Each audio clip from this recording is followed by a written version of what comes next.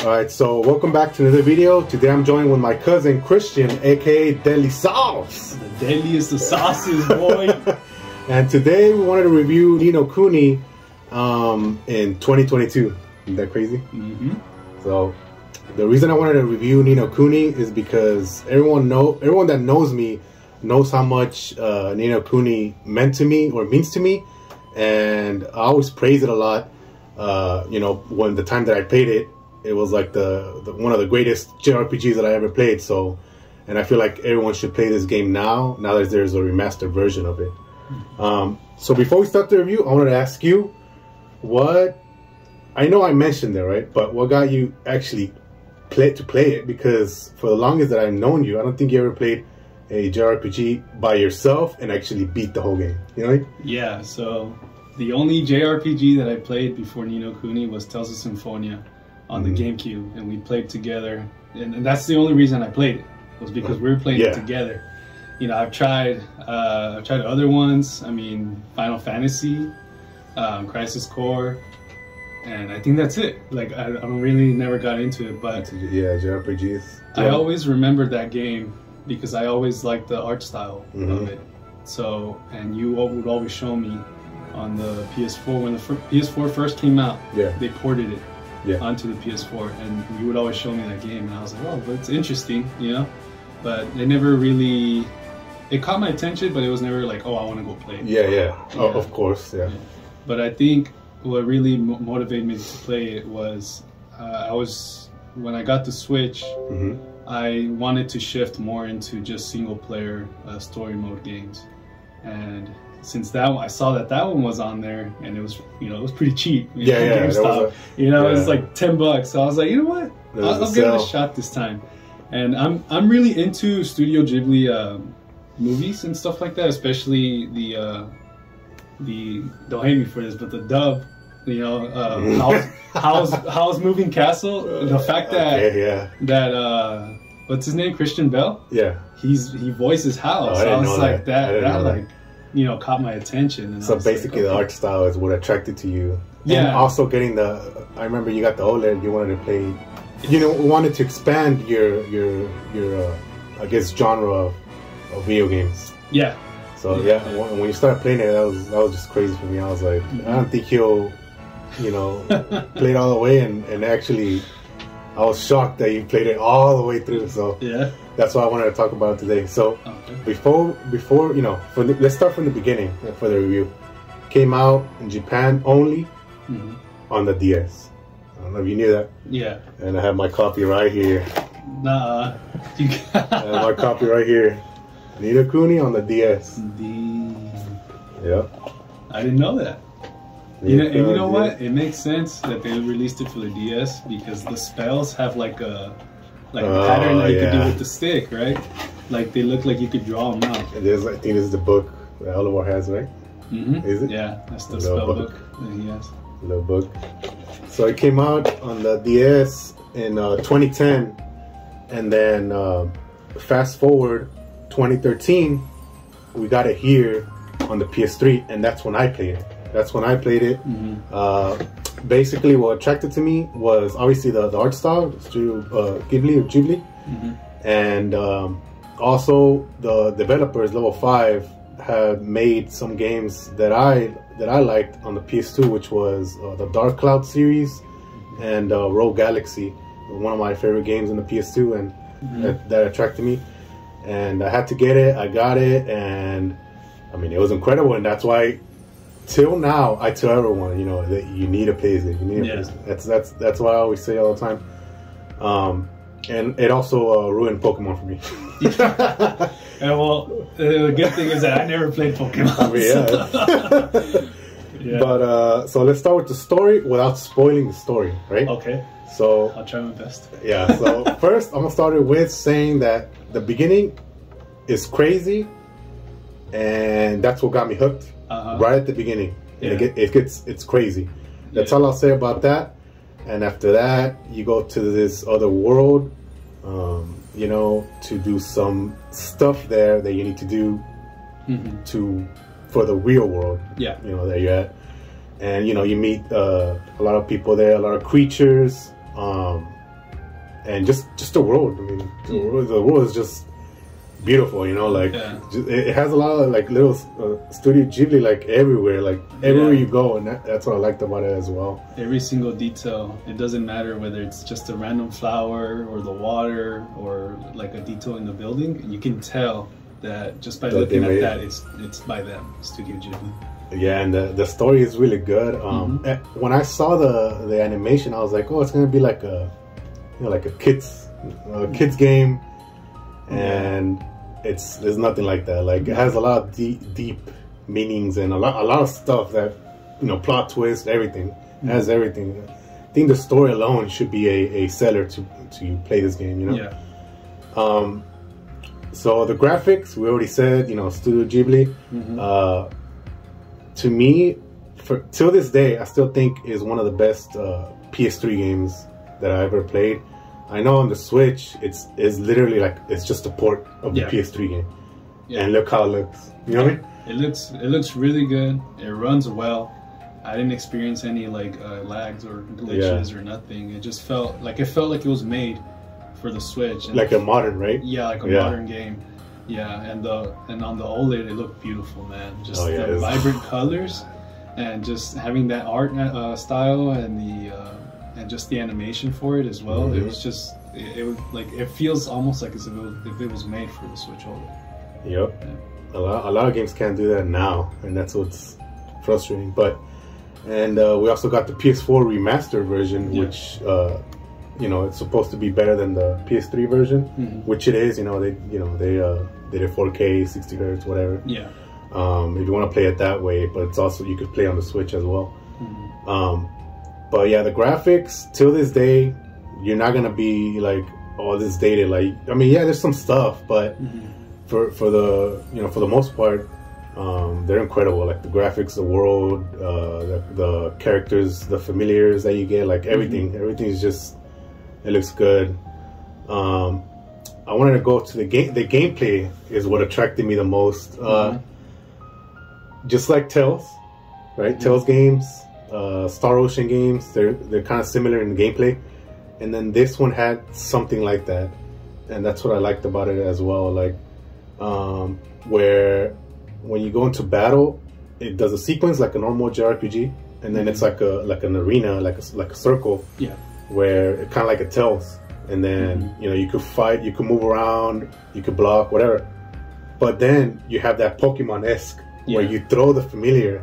And then you could control the familiar, so you control the Pokemon, you know, and like, I don't know, I think that concept was really cool and addicting. I want to like capture and you know, I don't know, what did you think about that? Because I know you told me at first you were kind of like confused, or I don't know, like you felt the datedness of the game, but then you got into it, you started understanding. So what do you think about the game? I think for me, like the reason I felt that it was a little outdated was because I had just started, and I only had my one familiar, and it was just the same attack, you know, attack and the same special. But you know, I was like, you know what, I'm gonna keep going, and I'm gonna be honest, I was kind of like, this is getting kind of boring, you know, because it was in the first dungeon, that's all you do, right?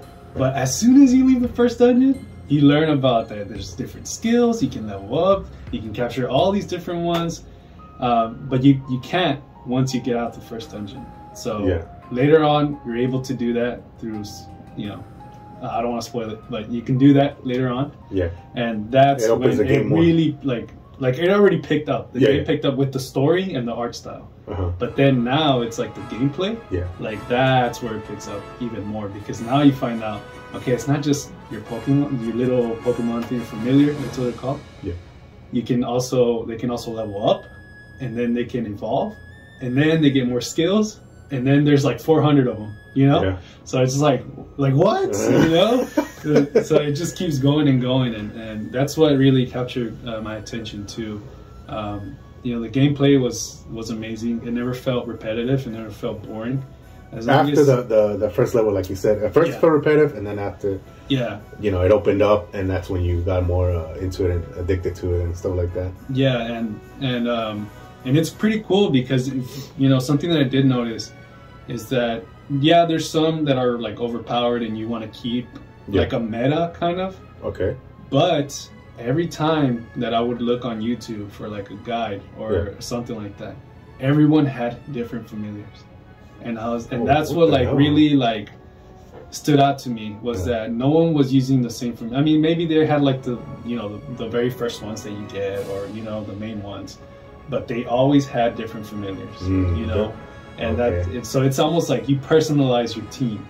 You make it your own. You make it your own. And it feels like you made that team and stuff like that. Yeah, that's really cool. So that's what like I honestly the ones that I got were like, oh man, this one has cool attacks. Like I want this one.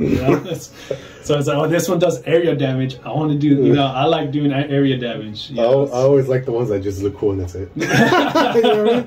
Obviously, they can't suck, but for the most part, that's what I picked. If they look dumb, I was like, nah.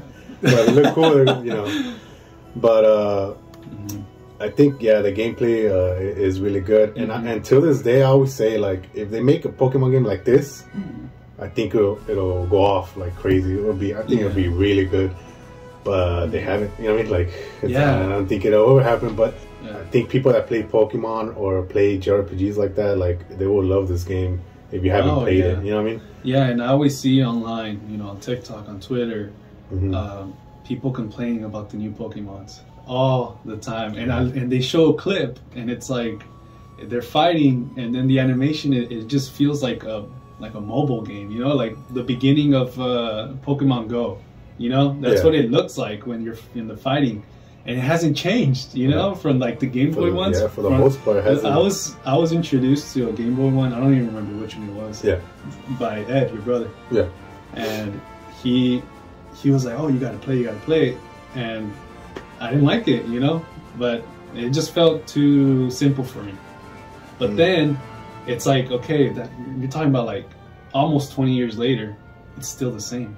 The same, like the way you fight. I mean, I guess like the open world is a little different. Oh, for the new one, yeah, for the new one compared to like the older ones. But it looks exactly the same. It's just a different UI, different design, but the same mechanics. So I think that's something that just really like just right now I never even thought about picking up Pokemon at all. No matter like if there's a new one, if it's the same mechanics, why would I? You know what I mean? I already found a better mechanic game that has really good gameplay, has a good story, and has things that I like. I'd rather just choose that one.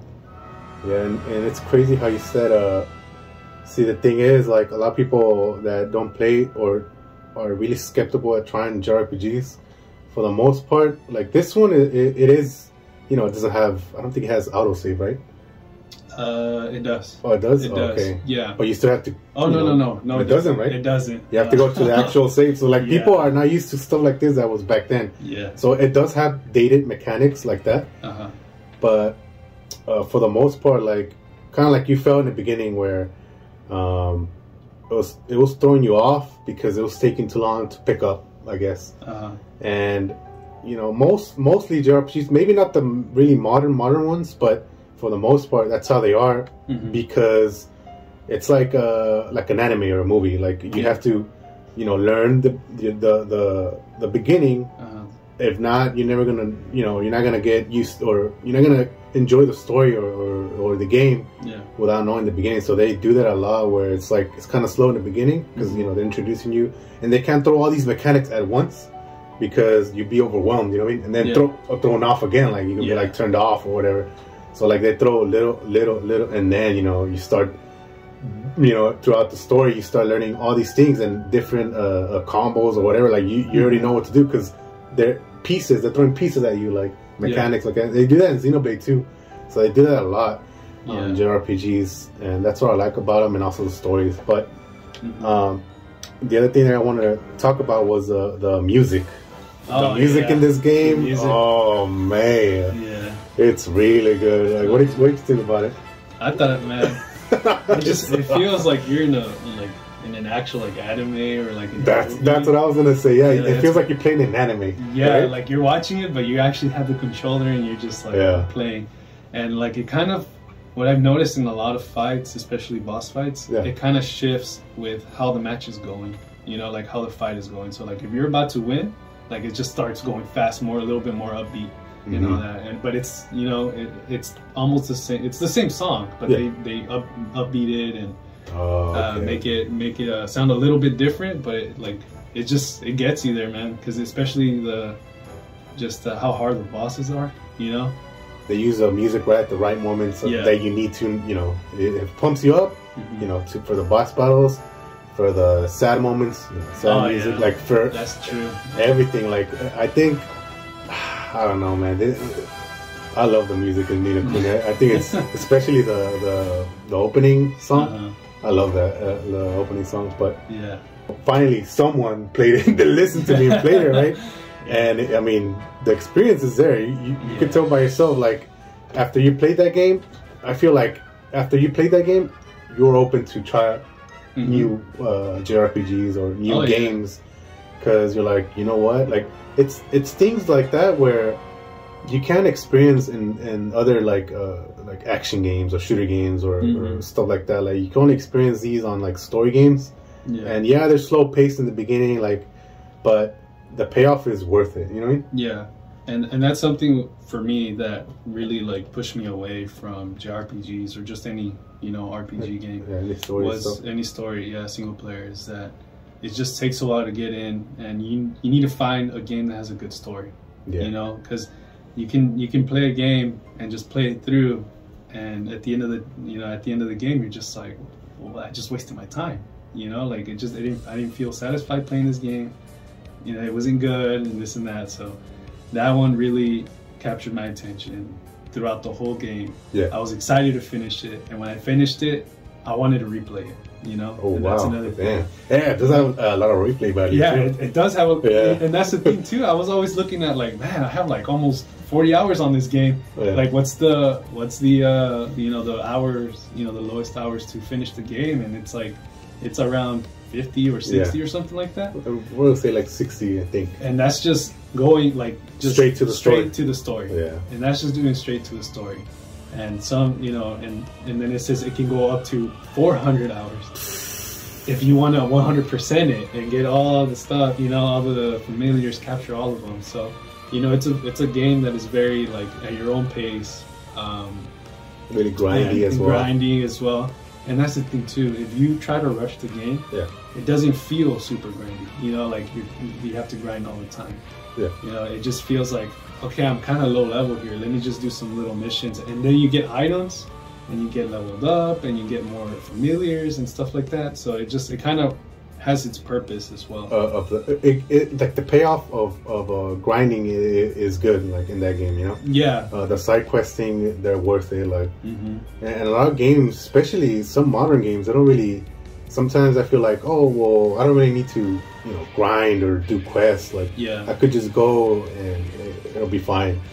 And these kinds of games is no, I need money, I need experience, I need to do this before I even go to the next chapter or whatever. And like you said, the payoffs are really good. A lot of the payoffs are it's not like other games that I've played before where it's just you get a health potion, that's it. No, you're getting a weapon, you're getting a lot of XP, probably triple you would get for a boss fight, depending on what what you're doing as a side quest or what you're doing to grind. You'll get weapons for your familiars, you'll get badges, you'll get not just a health potion, but you'll get good items that are expensive to buy. And, and all you did was maybe even 15 minutes of grinding. So it's and it's worth it, because a lot of these bosses, man, they're hard.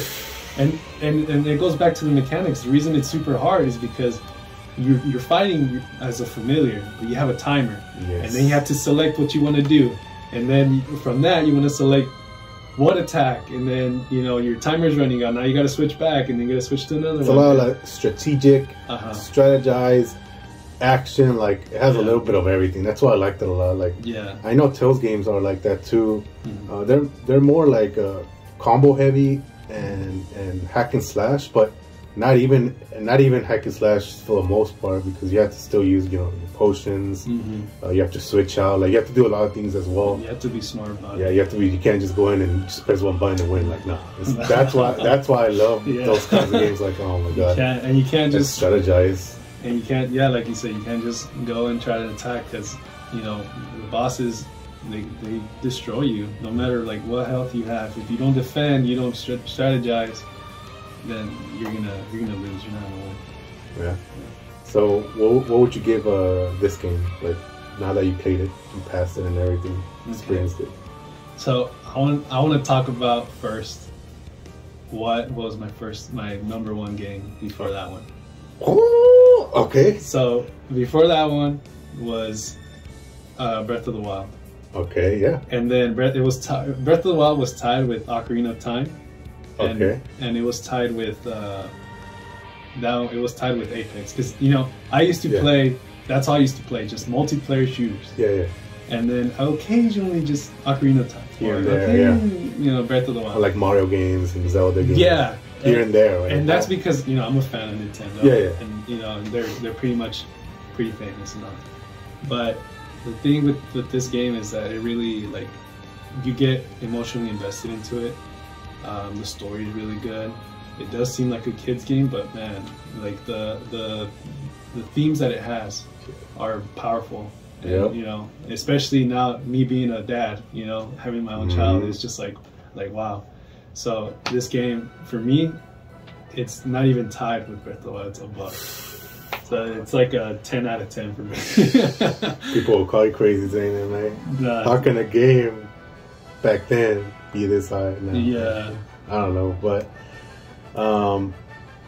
I would say for me, it's in terms of JRPG, I think till this day I always talk about it. So obviously, yeah, it's up there, you know. The top, I would put it on my top 5 for sure. Top 5. Yeah. Of my any like JRPGs that I played ever, like you know, a game that you know came out a long time ago, it still holds up till this day. You know what I mean? Yeah. Just with the story alone, like you said, even the gameplay, like everything holds up well. You know, so it's, you know, you're not gonna go into there's some dated stuff, but you're gonna get into it and then you're gonna enjoy it. If you put in the time, you know, and effort, it's worth it. You know. Yeah. Yeah, that game, you know, like I said, I used to play just multiplayer, and I still do, you know, I enjoy playing it. Of course, yeah. But at the time when I bought it, I was grinding on Apex, and I was grinding on Fortnite as well, and I couldn't get off that game to go back and try to rank up on Apex. I couldn't go back to Fortnite. Like, I was just stuck on that game. And so I was like, I want to finish this game. I'm so invested into it. It gets you hooked. Yeah, it gets you hooked. So I was like, if I had time to play, I'm pulling out the Switch and I'm playing Ni no Kuni. It's just these like I said, these games. I was in that loop as well of just playing multiplayer, but then I was in that loop as well, and it's just this thing where these kinds of games you can't get anything. You know, only those games could give you what those games could give you in terms of, like you said, emotional attachments, like all these things that you know. Obviously, it's not multiplayer. You're not playing with people, but the emotional investment in these games are, you know, it's just one of a kind. You know. Yeah. But yeah, thanks for doing a review with me. It was fun. All right, peace.